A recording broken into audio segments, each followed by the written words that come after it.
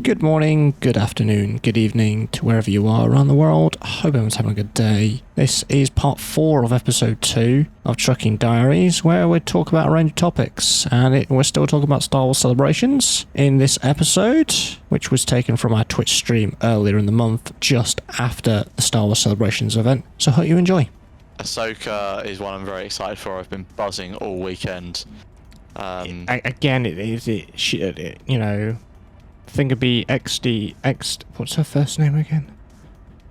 Ashley Eckstein. Ashley Eckstein. Yeah, when she just talks, it's like, that's not Ashley, that is Ahsoka. She literally is Ahsoka.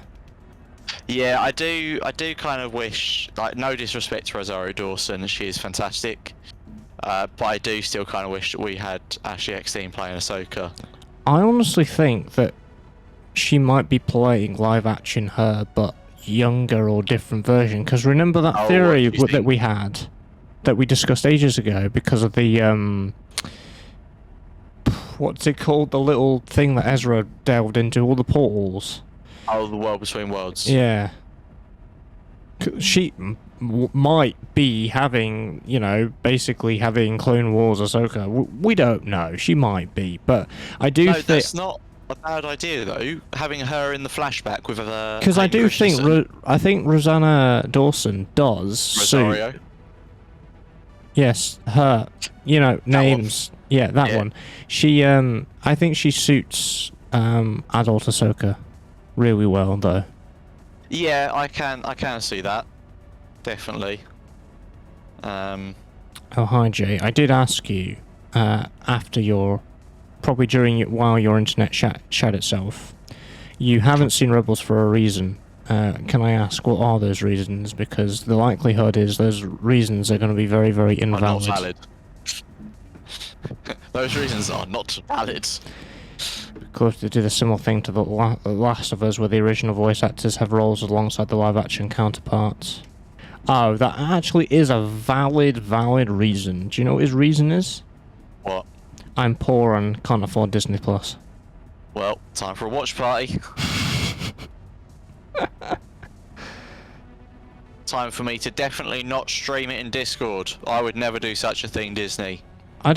Is it even possible to do that? Because I know you can't screenshot from Disney Plus. I've tried. It is possible. I've watched some Clone Wars with people in the past. Oh, have you? Okay. Yes. Hey, it's highly illegal, isn't it? I have no idea. I don't know what you're talking about.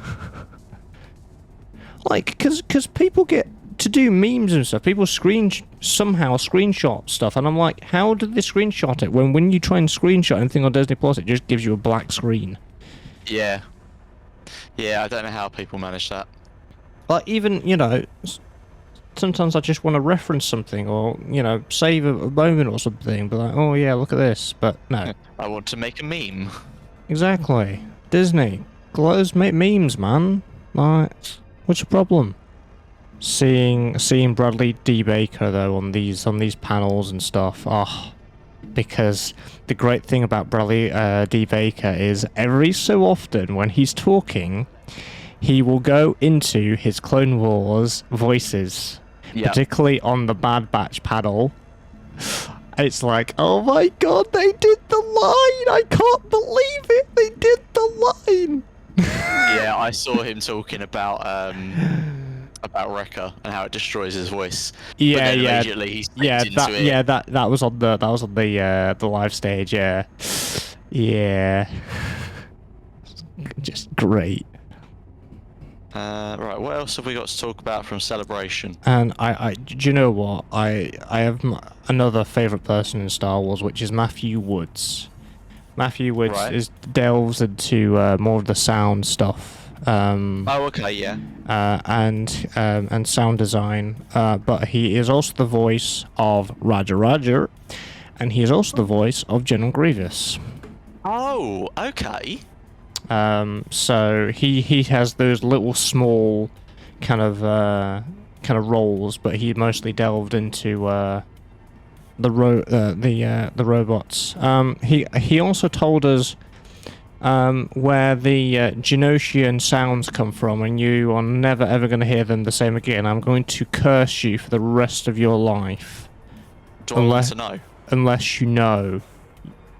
I don't know, but do I want to? I mean...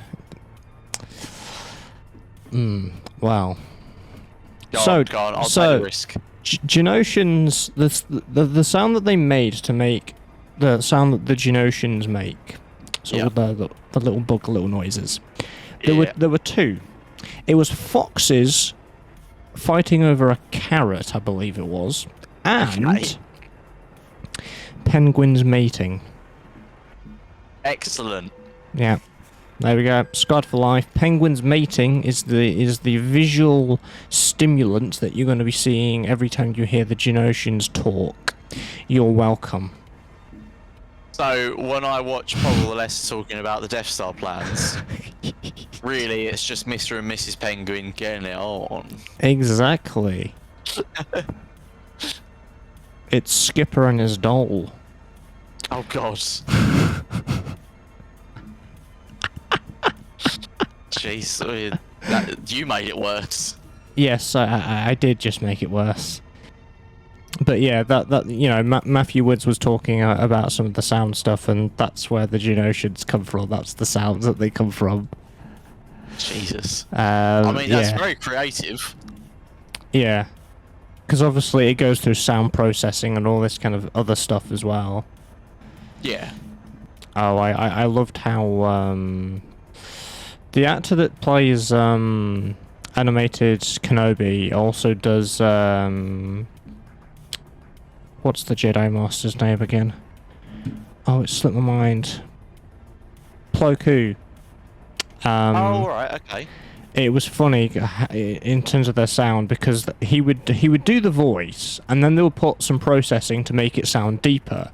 But the more that they did it, the voice actor got deeper, so they had to do less and less processing by the end of it because he kept getting deeper and deeper and deeper because he got used to how they were doing all the sound processing for it. Perfect. Absolutely perfect.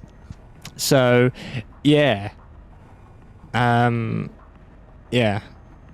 So, you know, these little facts and everybody just talking about how passionate they are.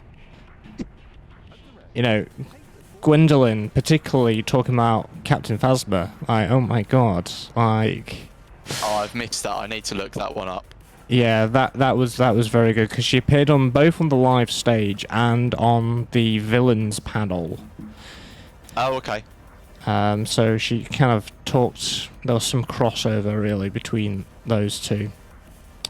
It was funny how she got her role because she was basically saying that she begged her agent, saying, "Oh, I want to be in Star Wars." And her agent was like, "Everyone wants to be in Star Wars," but then she was like, "But I really, really want to be in Star Wars." So she basically kind of nattered until, you know, J.J. Abrams was like, "Yeah, I want you," because she how she loved the character is the fact that her character was wearing armor because it was less feminine.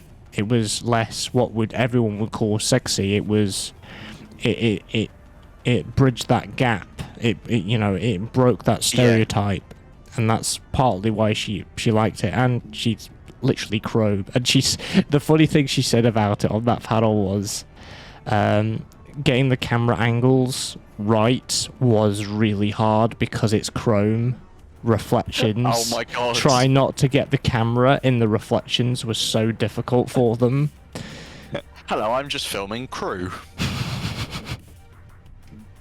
Yeah, god, that must be horrendous.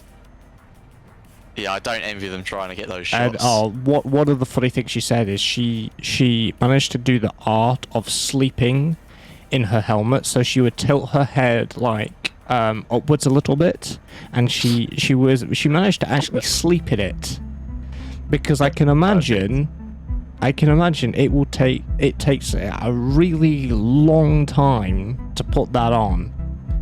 So you know, you don't have time to take it off to rest or anything, or exactly.